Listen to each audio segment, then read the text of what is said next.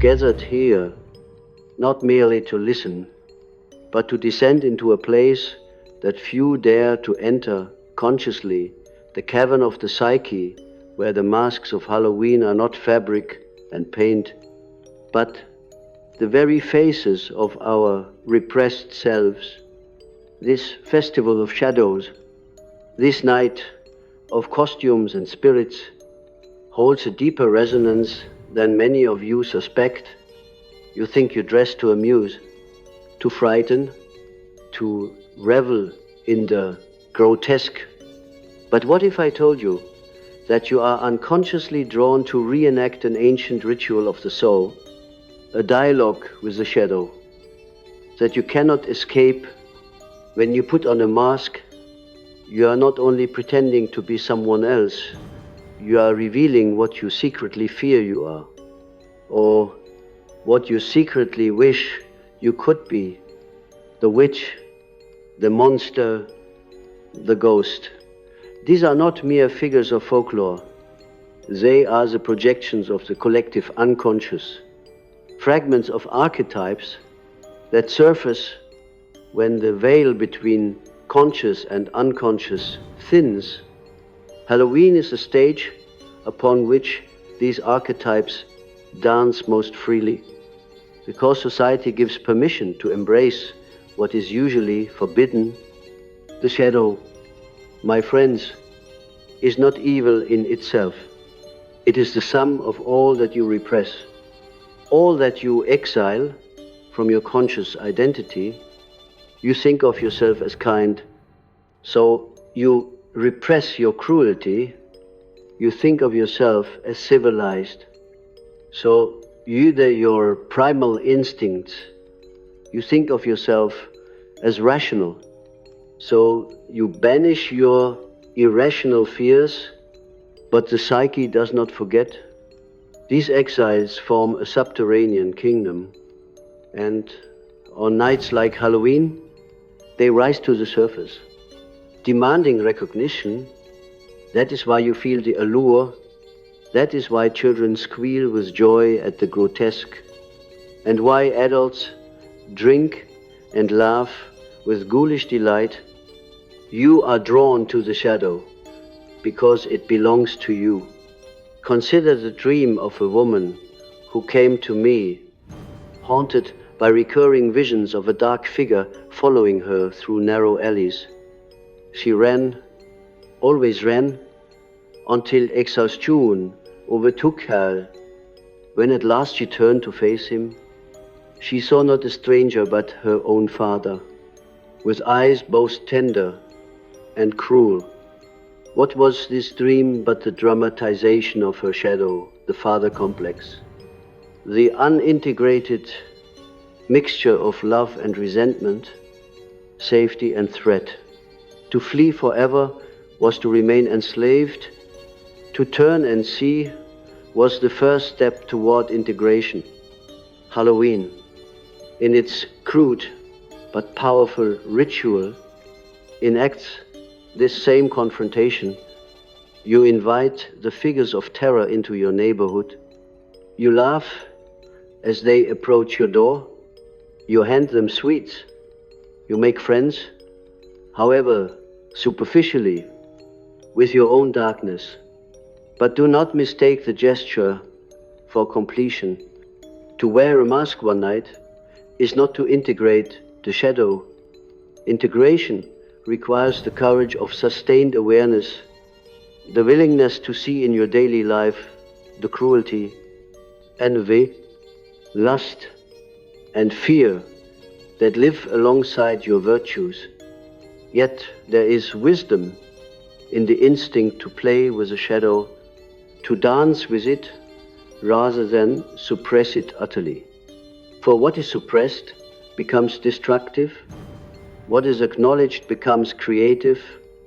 The archetype of the witch is one such figure that recurs each Halloween. She is feared because she represents feminine power, untamed by patriarchal structures, the power of nature, intuition, sexuality, and destruction, To dress as the witch is not simply to mock superstition. It is to unconsciously channel the archetypal anima in her darker form. The dangerous wisdom of the feminine, the vampire, by contrast, embodies the fear of desire that consumes the parasitic aspect of eros that drains rather than nourishes. And the skeleton, bare bone without flesh, is the reminder of death, the memento mori, hidden beneath every mask of youth and beauty. These are not mere decorations. They are symbols of eternal truth. Why are you drawn to them? Because the psyche hungers for wholeness, and wholeness demands that nothing be excluded. You sense that life without death is meaningless, that love without danger is pale, that reason without madness is sterile. And so you come to Halloween as if to a sacred feast of opposites, where the repressed becomes celebrated and the terrifying becomes playful. Yet there is also danger here, for when you play with the shadow without reverence, you may become possessed by it. The orgy of costumes and intoxication may slide into cruelty, vandalism, or cruelty disguised as humor. The collective shadow is easily stirred into frenzy, and the crowd often becomes crueler than the individual. This too is the lesson of Halloween, that the line between ritual and chaos is thin, and the shadow, once unleashed, must be handled with care. But let us not remain in the streets. Let us descend deeper into the cavern of your own dreams, where every night is Halloween.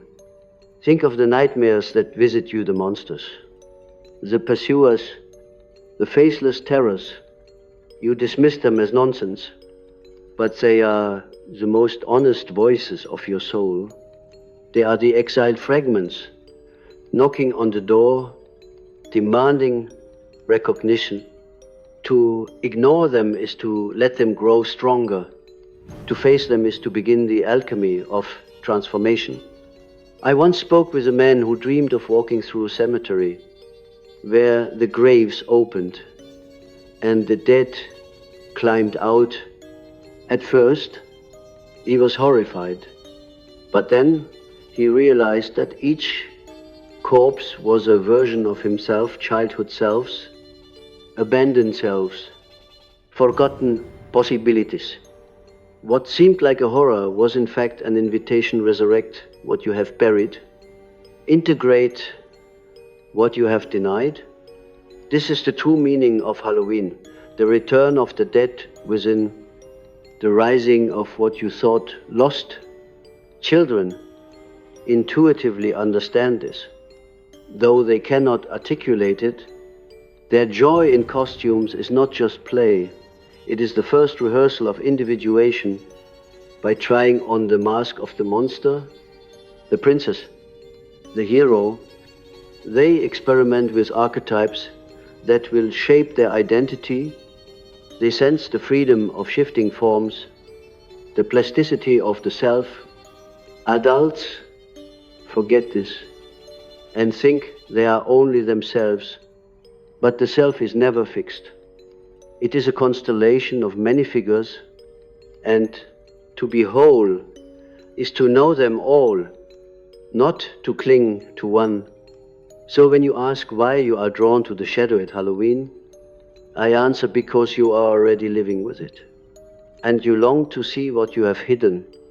You are compelled to make peace with what stalks you in dreams, and you are called, perhaps unconsciously, to recognize that your fear and fascination are two sides of the same archetypal coin. Do not be ashamed of this attraction. The darkness does not destroy you. When you face it, it strengthens you. Just as the seed must be buried in soil before it can grow, So must your conscious ego descend into the underworld of the unconscious to find new life.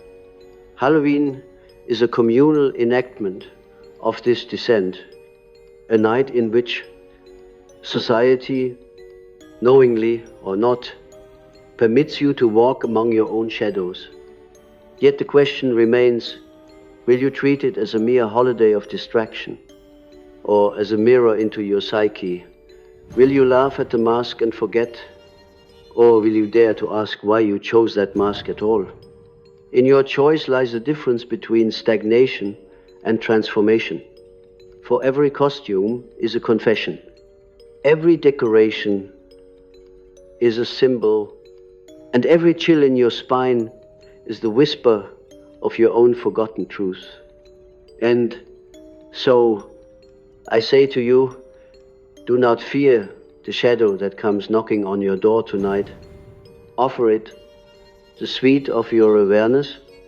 Invite it in for conversation. For only when you welcome the shadow do you discover that it was not a demon at all, but a forgotten part of yourself, waiting to return. The shadow that calls you on Halloween is not content with a single glance. It seeks to engage you in dialogue, and dialogue with the shadow is never simple, because it resists the polite words of the ego. It does not speak in the tidy grammar of reason, but in the raw language of image, sensation, and dream. When you awaken in the night, sweating from a vision of being chased, that is the shadow's way of saying, turn and face me. When you feel sudden envy or irrational rage, that is its way of reminding you, I live here too. The conscious mind is like a small flame in a vast cavern, and it is arrogance to believe the flame alone rules the darkness. No, the darkness surrounds it, and it is within this darkness that the roots of the self take hold. Halloween is symbolic of this deeper truth, because it suspends the normal order, the polite ego, the civilized facade. The rules of daytime life they loosen for one night, chaos spills forth. But so too does possibility. This is why ancient peoples celebrated festivals of inversion, carnivals, Saturnalia. The soul demands a time when masks are worn not to conceal but to reveal. You wear the fangs of the vampire not because you desire to drink blood, literally, but because you sense within yourself the hunger that consumes, the desire that binds others to your will. You wear the mask of the ghost, not because you believe you are dead, but because some part of you has been exiled, made spectral by repression. The mask reveals what the daylight denies. Consider how often your dreams place you in the company of figures you despise in waking life. A man dreams of being embraced by the very enemy he hates. A woman dreams of kissing a figure she would never approach consciously. These are not mere confusions. They are the shadow demanding recognition. The ego always divides. I am this, not that. But the unconscious unites opposites. It insists you are this and that. Halloween, in its crude way, dramatizes this union of opposites. You, who by day are the diligent worker, by night become the werewolf. You, who by day are the nurturing mother, by night become the witch. This is not deception. It is truth revealed through play. The witch is a figure I must pause upon, for she embodies much of what has been most violently rejected by patriarchal consciousness. She is the anima rejected, the wisdom of the unconscious turned demonic, because it was feared. In medieval times, Thousands of women were burned not because they were witches, but because society projected upon them the shadow of its own fear of nature, sexuality, and the irrational. Yet the archetype persists, and on Halloween she returns with broom and cauldron, cackling with a laughter that echoes from the depths of the collective unconscious. When a little girl puts on a witch's hat and waves her wand, she is unconsciously reclaiming a power denied to her sex for centuries. When an adult mocks the witch, he often mocks the power in himself. He has repressed. Archetypes never die. They only change masks. The vampire, too, demands your attention. He's not merely a monster of folklore, but the archetypal image of Eros twisted. He desires not for communion, but for consumption. He does not give. He drains. How many of you have known relationships in which you felt your life force was being slowly sapped? How many of you have walked away from encounters feeling diminished rather than nourished? You have met the vampire archetype, not in the graveyard, but in your living room. On Halloween, you laugh at his cape and teeth, but in truth you are confronting the danger within desire itself, the danger of possession, of losing your soul to another. And yet, the vampire fascinates because he reveals the secret wish to be freed from morality, to indulge without restraint, to taste immortality through the blood of another. In the vampire, the shadow holds both your fear and your hidden wish. And what of the skeleton, that rattling figure with empty sockets and eternal grin? He is the most honest mask of all. For beneath every face sits a skull. To laugh at the skeleton is to mock death, but it is also to acknowledge what you deny daily, that life is temporary, and you too will join the bones in the earth. The skeleton reminds you that the shadow is not only repressed instincts, but the final fact of mortality. To live as though death does not exist is to live in illusion. To embrace the skeleton is to embrace reality. That is why Halloween delights in deathly imagery, not because it loves death, but because it senses that only by facing death can one fully live.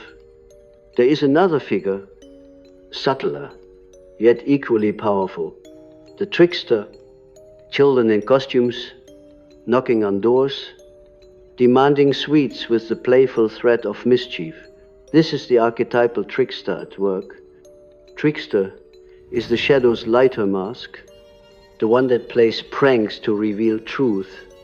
He destabilizes order, mocks authority, turns rules upside down.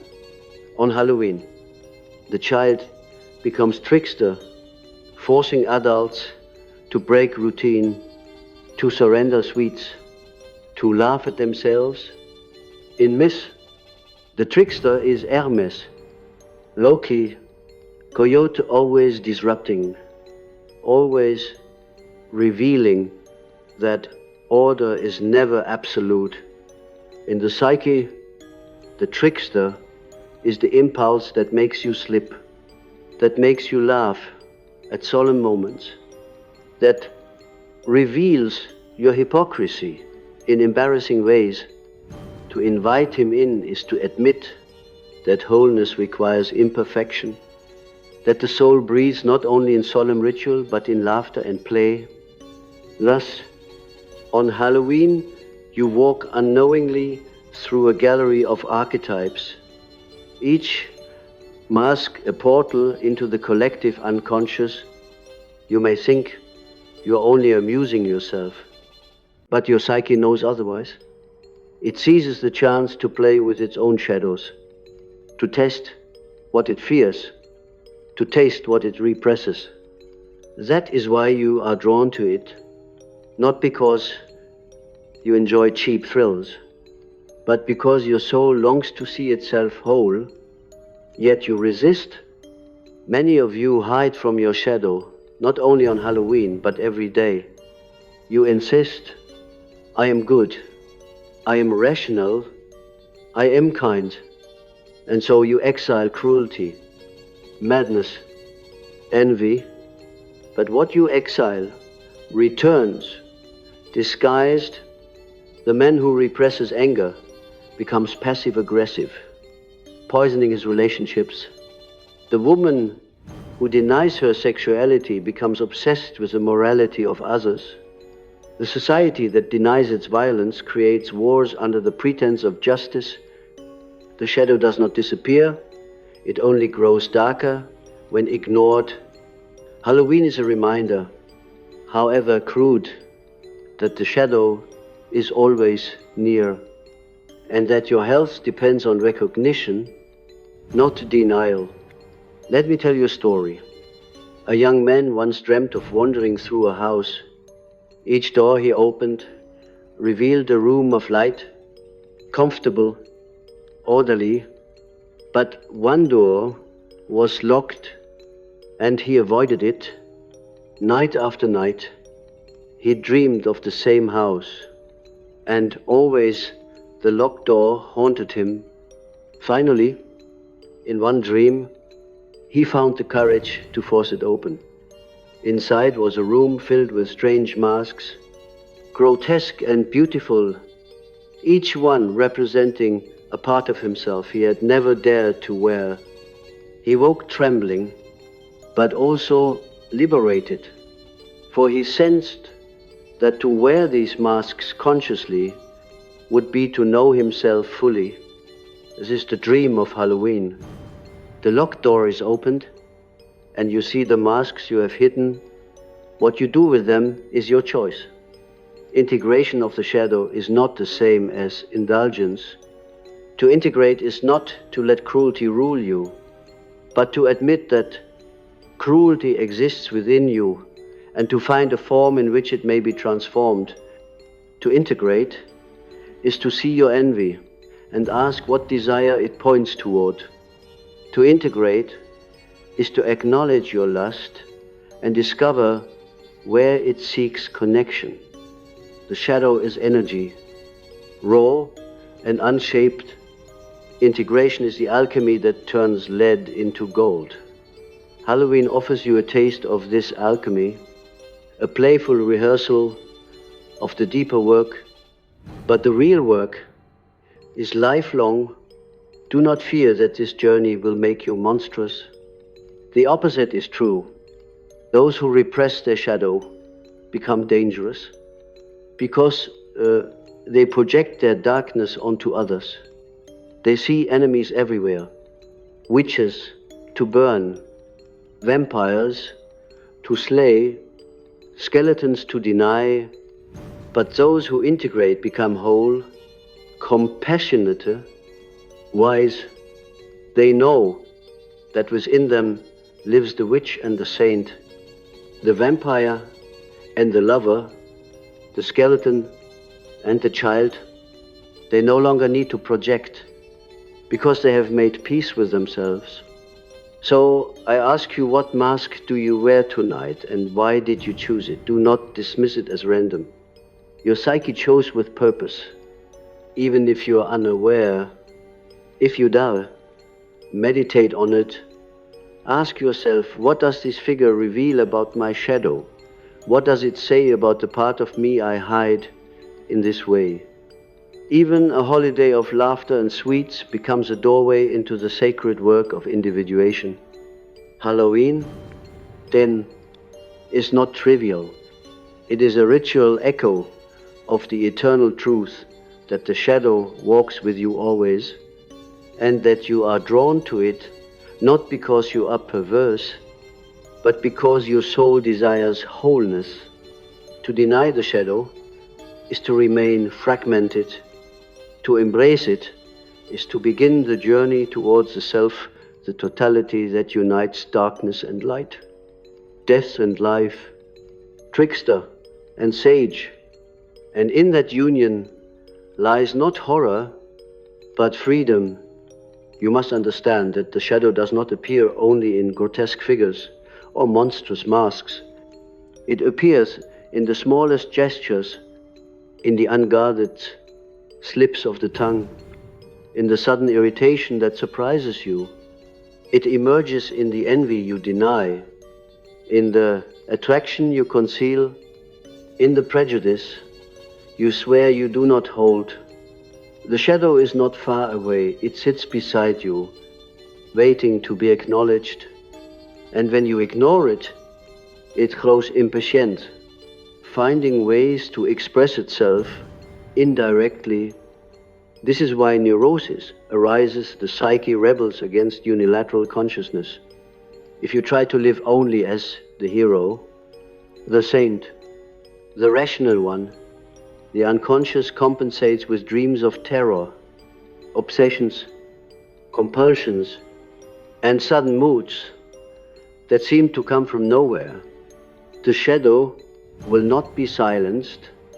Halloween is a collective enactment of this principle. It allows you, for a brief time, to give the shadow its voice in socially sanctioned form by painting your face, by donning horns or wings, by laughing at death.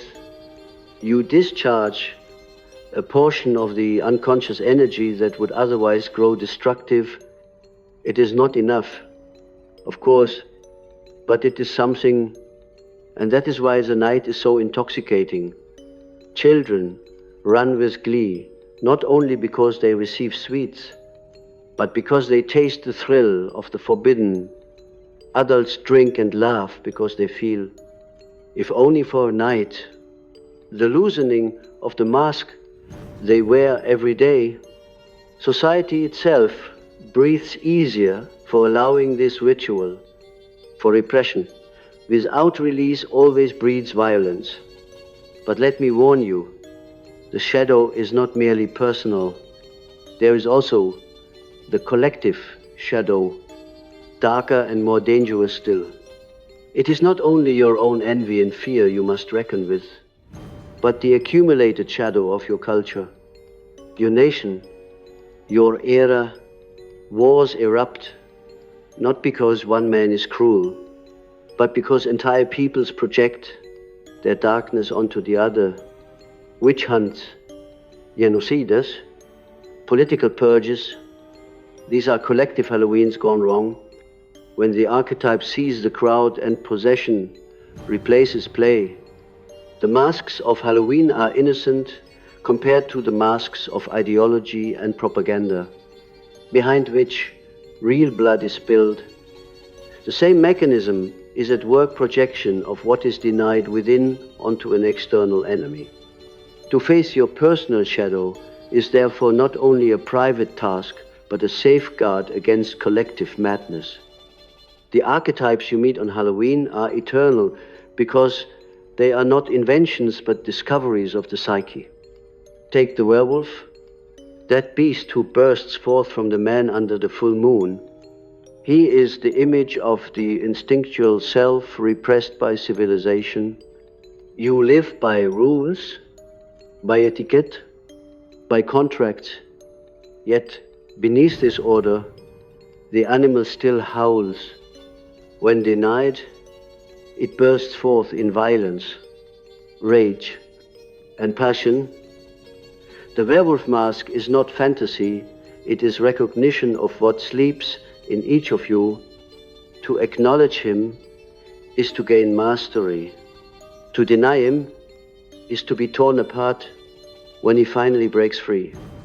And the ghost, she is the memory that refuses burial, the trauma that lingers, the lost soul that haunts the corridors of your psyche.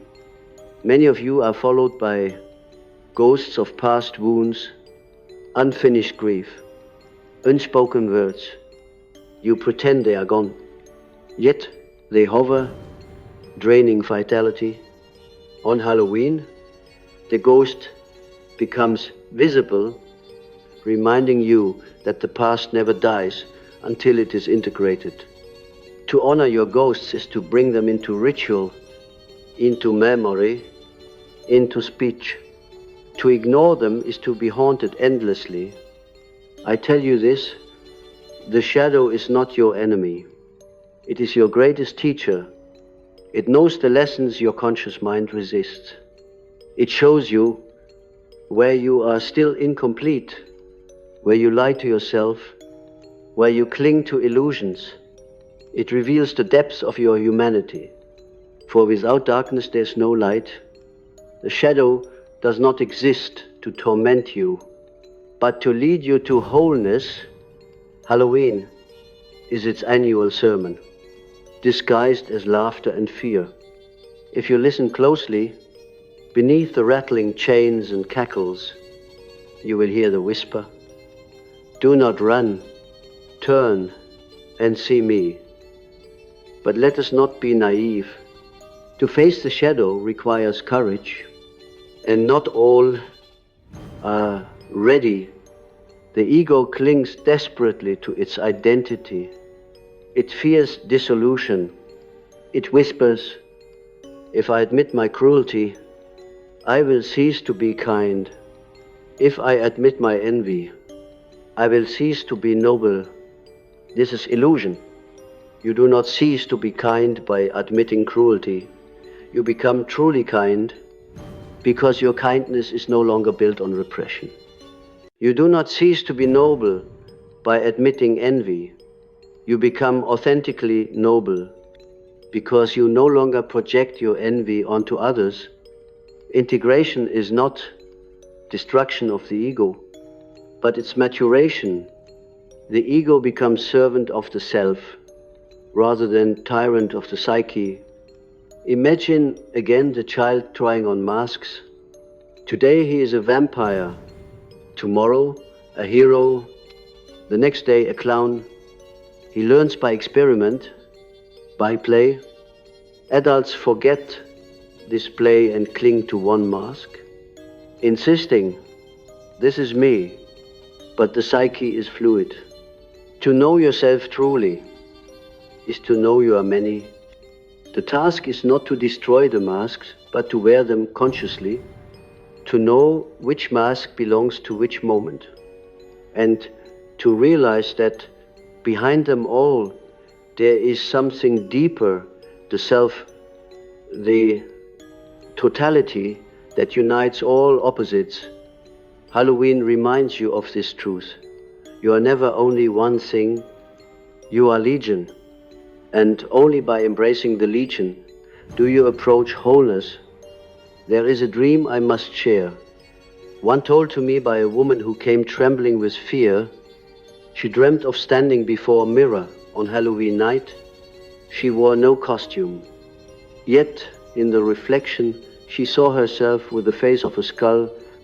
At first she recoiled, but then she realized that the skull smiled, and that it was not grim, but serene.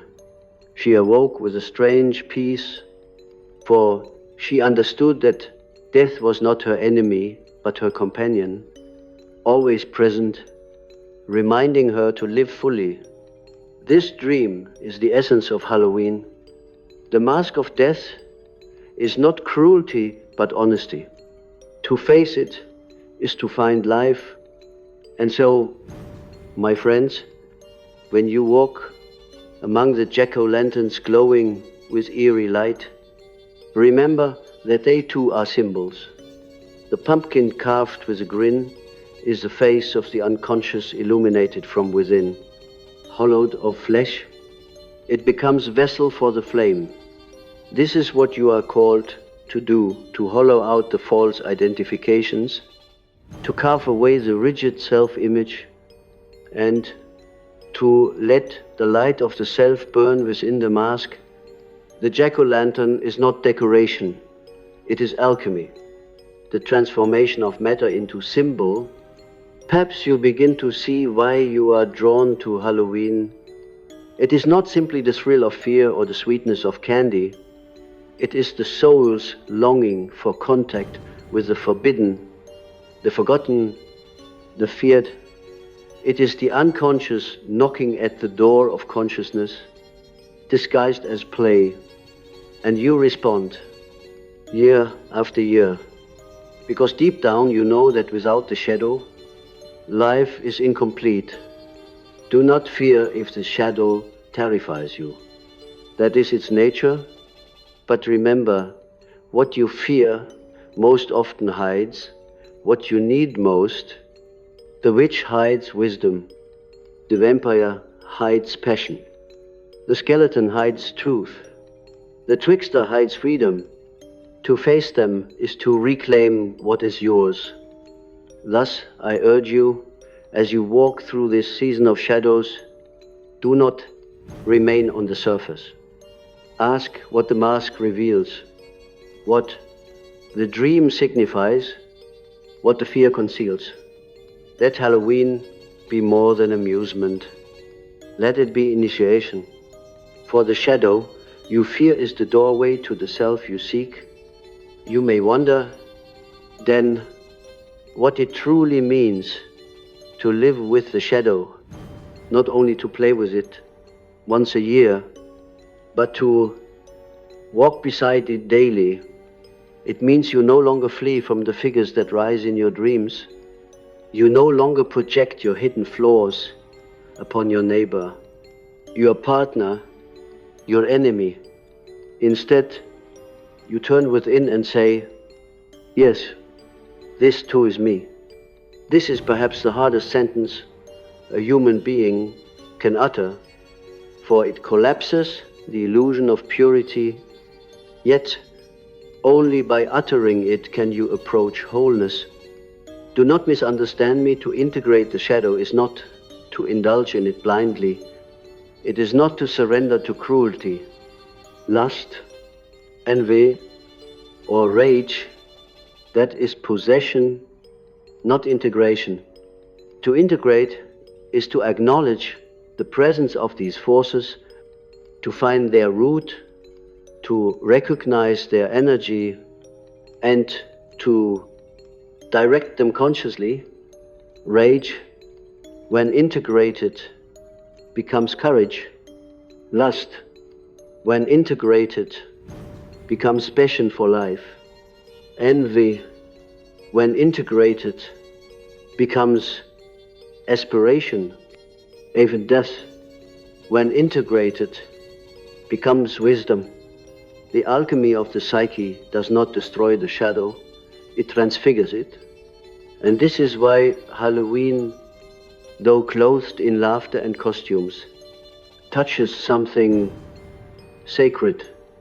It is a night in which the collective unconscious rehearses, in crude form, the drama of individuation. Children are initiated into the play of masks.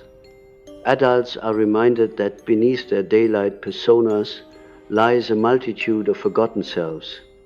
The entire community enacts a carnival of opposites, laughing at death, befriending fear, giving sweets to strangers dressed as monsters. Beneath the revelry is the whisper of an ancient truth that you cannot behold until you embrace what you fear. Let us turn once more to the archetypes, for they are the eternal language of the psyche. The demon that terrifies you is not merely an external enemy, it is your repressed power, twisted by denial. The clown that makes you laugh nervously is not merely entertainment, it is the reminder that chaos mocks every rigid order. The haunted house is not merely decoration, it is the architecture of your unconscious, filled with rooms you have not yet entered. These images return every Halloween, not because of marketing or fashion, but because they are inscribed in the soul. Archetypes resurface because they must. They demand to be seen again and again until you learn their lessons. There is within each of you a fear that if you open the locked door of the shadow, you will be consumed. And indeed, there is risk. To confront What you have long denied can feel like death. The ego trembles when it sees that it is not master, but servant of a deeper order. Yet I tell you, beyond this fear lies liberation. The monster you resist contains the very energy you lack. The ghost you flee holds the memory you need. The skeleton you mock teaches you the urgency of living now. The shadow does not come to destroy you, but to make you whole. Picture the ritual of trick or treat. Children knock at the door, masked, demanding acknowledgement. You must open, you must give. This is the psyche itself. Your repressed figures knock, sometimes with fear, sometimes with rage, sometimes with laughter. If you ignore them, they become vandals, wrecking the house from within. If you open and offer, they receive their due and depart in peace. Do you see how the ritual mirrors your inner life? The shadow asks for recognition, for a small offering of awareness. Denude it, and it retaliates. Acknowledge it, and it becomes ally. Yet beware, the shadow, once integrated, does not vanish. It remains forever a companion, forever a reminder that you are not only light but also darkness. Integration is not a one-time act, but a lifelong relationship. The shadow changes shape as you change. What you repress at 20 is not what you repress at 40. Each stage of life brings new shadows, new masks, new ghosts. To live consciously is to greet them as they arrive, to sit with them, to learn their names, to weave them into your story. I recall a man who came to me late in life, burdened by a dream. He saw himself walking through a carnival, surrounded by masks and laughter, yet none of the masks were worn. They floated in the air, disembodied. Watching him, he felt terror, until he realized that each mask was his own face from a different time of life. Each self he had abandoned. The dream taught him that his shadow was not only the dark traits he feared, but the forgotten possibilities he had left behind. To face the shadow is also to reclaim the unlived life, the talents buried, the passions ignored. Halloween, with its endless costumes, reminds you of this too. You could be more than you currently are. Now we must speak of death, for Halloween never strays far from the grave. Death is the ultimate shadow, the final mask you resist, and yet, is it not always near? You carry it in your bones, in the ticking of time, in every breath. To deny it is to live shallowly. To embrace it is to live fully. The skeleton grins not to mock, but to invite. When you dance with death, you discover life's intensity. When you befriend mortality, you cease to waste your days. The shadow of death, when faced, becomes the teacher of meaning. That is why Halloween fascinates you. It is rehearsal for the final confrontation, a dance with the inevitable, made playful so that you may taste its truth without despair. So I ask you, when the night is dark, when the masks surround you, when laughter and fear mingle, will you hide behind distraction, or will you dare to ask, what does this reveal about me? Each costume is a mirror. Each ghost is a memory. Each monster is a desire. Each skeleton is a truth. If you have the courage to ask, Halloween becomes more than festivity. It becomes initiation into the mystery of the self. The journey does not end with one night. Integration is the slow, patient work of a lifetime.